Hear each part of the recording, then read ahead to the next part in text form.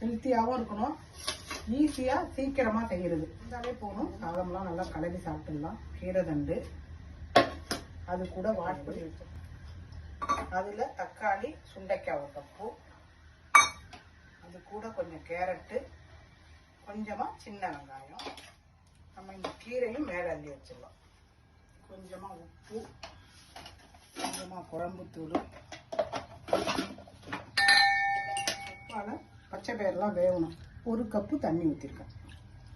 அப்படியே ஒரு மூடி 3 விசில் 3 விசில் விட்டுட்டு அப்படியே வச்சிடக்கூடாது. மெதுவாக சிம்மை கட்டிட்டு எடுத்தால் தான் பச்சை நிறம் ஒன்றாமல் இருக்கும். கொஞ்சமாக வடகம், அது கூட கொஞ்சம் போல தெரிஞ்சு வைக்கணும்.